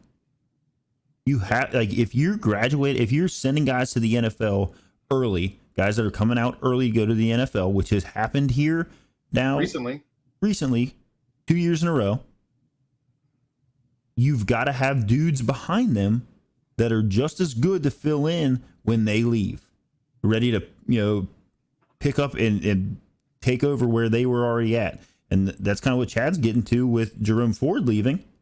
You've got to have somebody that is ready to go in that spot to carry the load the way that he did. And if you have a giant hole there and you start ending up with kids that aren't ready for that, that's when you start stumbling and having to rebuild as opposed to reload. Jeff, this is why they take all the defensive backs. All the defensive backs. Come on over. We will take all of you. Here's the running back thing that I think is tricky. Name for me the best running back at UC in your recollection. Ever? In your recollection. Probably Pete. I was going to say Isaiah Pete. And maybe that's just I think because Jerome Ford was better than Pete. I think we just got more of Pete, maybe. And Pete was around that time where things were starting to become like, this is. But okay, that's like asking the question that we did last year: is the Pittsburgh UC game from 2009 the biggest game ever, or was it the games? But Jeff, can you tell me straight up? There's no doubt in your mind Pete was better than Ford. No, I would have liked to have either one of them. So at worst. I'm talking about 1 and 2. 1 and 2. At worst. That's maybe a bitch. 1A, That's 1B. A bitch. Sauce was the best. Let's put this in the really broad spectrum. Sauce was the best player to ever wear the C-ball. Absolutely. Ever. Dez was the best quarterback to ever wear the C-ball. Tony Pike would like a word. Tony Pike would be wrong, and he would tell you he's wrong. Tony Pike's on the wall of fame. In the Cincy 360 studio? Yeah. Okay. Jerome Ford is right there with Isaiah Pede as the best back in the history of the program. How many DBs are better than Kobe Bryant in the history of the program? Mickens, D'Lo, maybe. Dog. You know what those guys didn't do? They didn't win the Thorpe Award. You know what it's like to win the Thorpe Award, Jeff? It's hard. Hard. Ahmad Gardner didn't win the Thorpe. You think he ever went to Lubbock? It's hard. It's hard. But like Darian Beavers, Joel DeBlanco, Myjai Sanders. Dog. That's why people continue to go back to that, like, how do they replace these guys? But the reality is, if you look at the roster, there's plenty of guys in place ready to step up and do that. Well, it goes back to what we talked about last year when we were saying, like, if you want to be a team that is like that starts the season off in a position that if you take care of business, you're in position to win, go to the college football playoff. Like, you've got to have those guys ready to go. I really hope Nick Martiner has a crazy, and I don't even know if you really call it breakout season because he's on like a watch list, but like he's got a chance to be amazing. Like, I just what he has to do, he has to make more of the routine catches. He can make the circus crazy catches, 25-yard catches down the field, 40-yard catches down the field. He's got to be able to also mix in a 12-yard dig where he's wide open and he gets the ball in the perfect spot. He's got to complete that catch and make a play. And then do something with it. Right. I really hope he does, because I really liked when they announced he was going. I liked that kind of pickup, kind of like, I mean, they went all the way down to Hawaii to say, hey, come up here and hang out in Cincinnati. And then over on defense, I like I know he's not listed there like as starting, but JQ Hardaway, and I know I'm stealing that from Aaron, but It's fine. I will say this.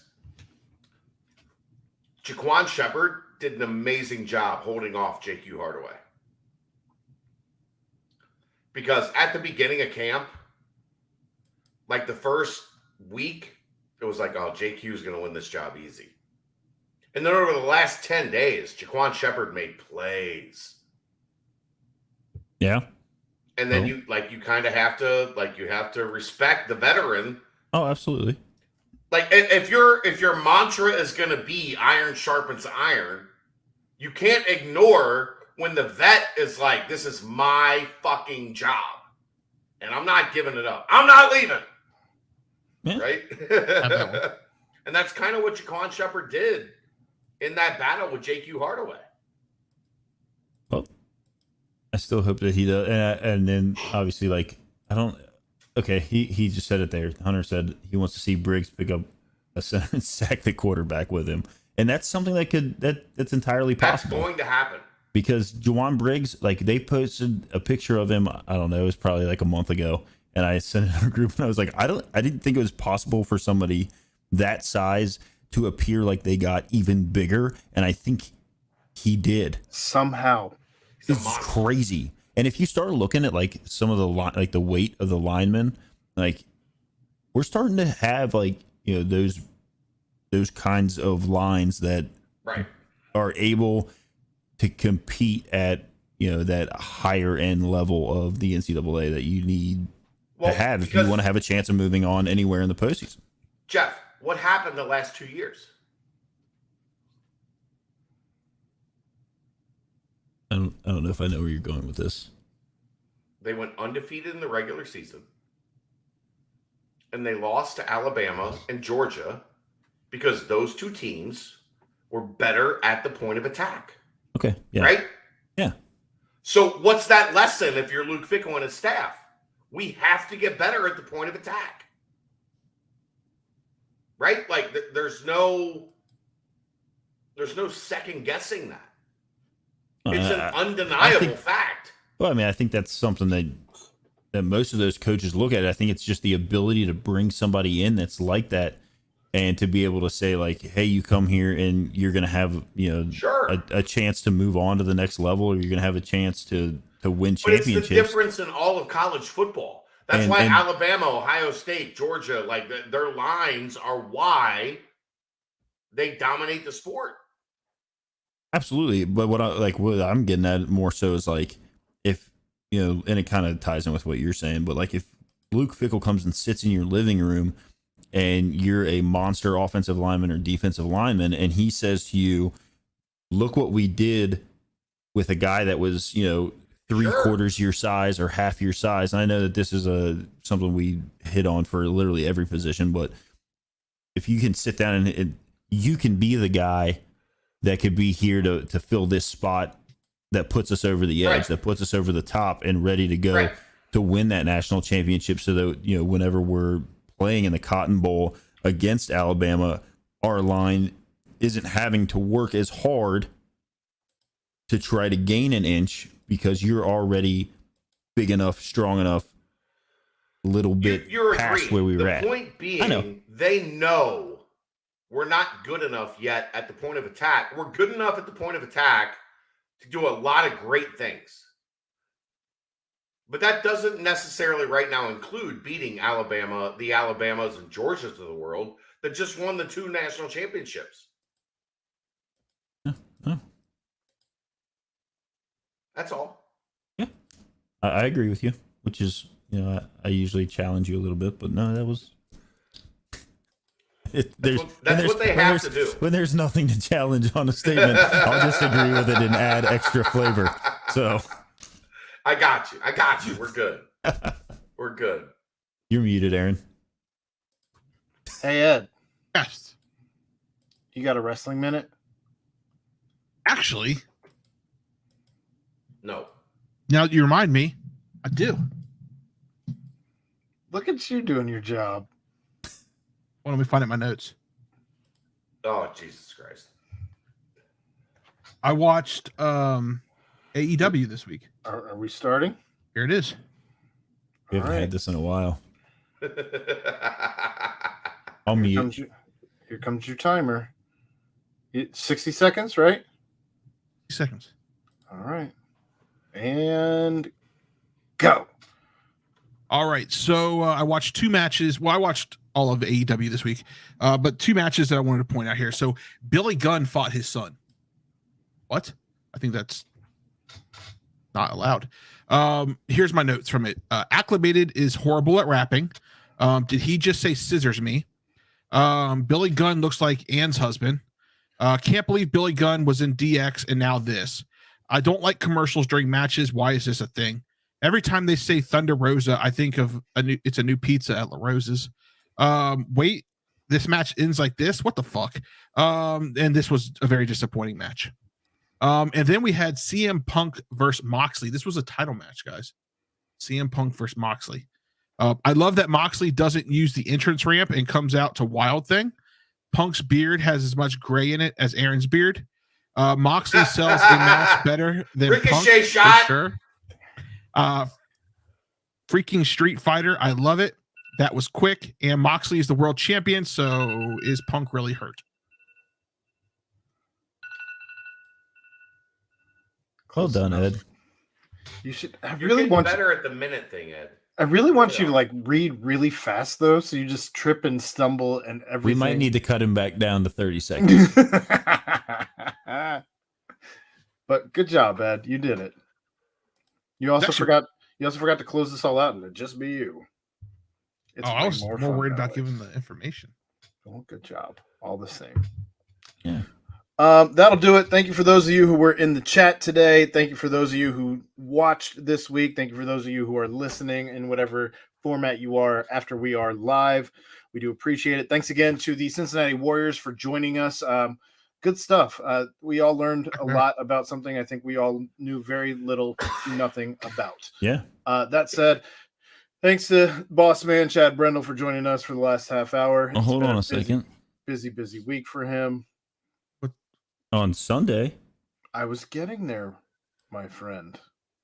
Oh, okay. On Sunday, you have the Bearcat brunch that is premiering, first episode ever, with your co-host Dave Simone. I hope Dan Simon can join us too. TBD. Man, we really messed up Dre last night when Dave showed up in the little the little box. Yep. And Andre was like, "What are you guys laughing at?" I'm like, "Man, I couldn't even explain it if I wanted to." You couldn't. But yeah, you guys will be doing your show. Chad will be producing your first episode, as I will be on the road on the way home from Arkansas.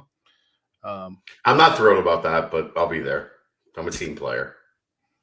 But in any case, that was another episode of Pardon the Punctuation. Oh, don't forget, tune in tomorrow afternoon for Sauce. Ed, I'm going to stab you. For the former affiliate and now he's out. Ed's going to log into BCJ and he's going to be locked out. But for Ed Midhall, for Jeff Howell, and for Chad Brendel, I'm Aaron Smith. We'll see you next week. Goodbye.